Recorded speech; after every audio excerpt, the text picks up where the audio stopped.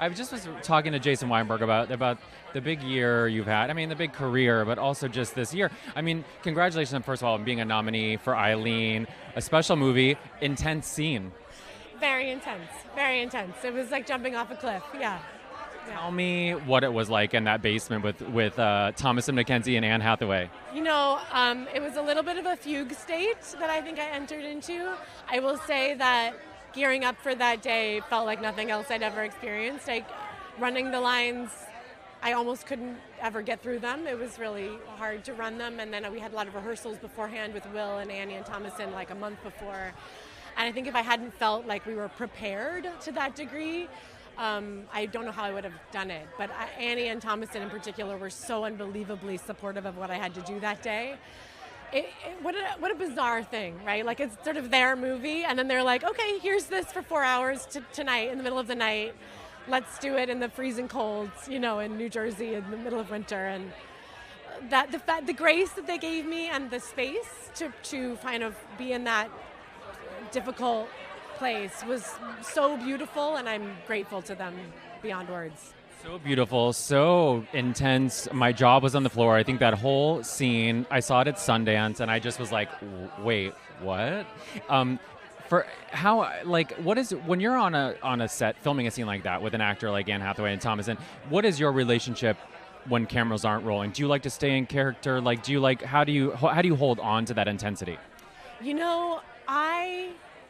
I try to just keep my own focus however I can, but I feel like the more open I stay, which involves like gratitude to them. So I don't stay in character per se, because I find that makes me feel a little bit too insane.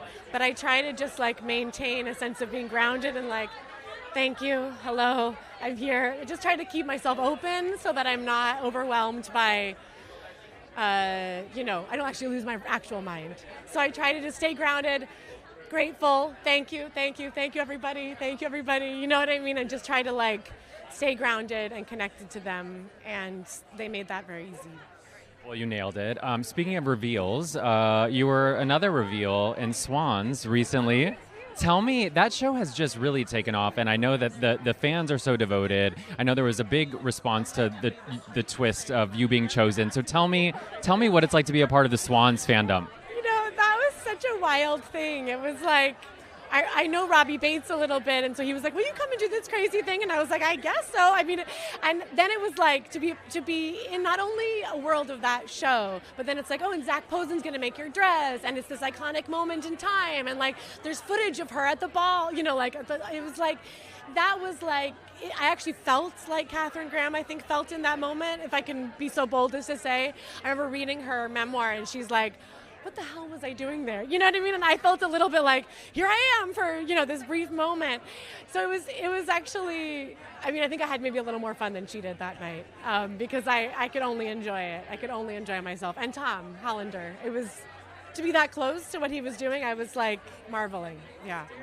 Now, Marin, what's so amazing about you is you're able to move seamlessly from a project like Swans to something like Eileen or even Birth, Rebirth, where it's these really gritty indies. What's the most indie project you've ever been on, and what's the grittiest kind of bootstraps indie film project you've done, and what have you had to go without? Oh my God, I'm trying to think. I feel like there's been so many. I feel like one of the first movies I ever did, this little indie called The Understudy, which was wild, but that was a lot of like changing your clothes in the pizza parlor bathroom. There's a lot of that.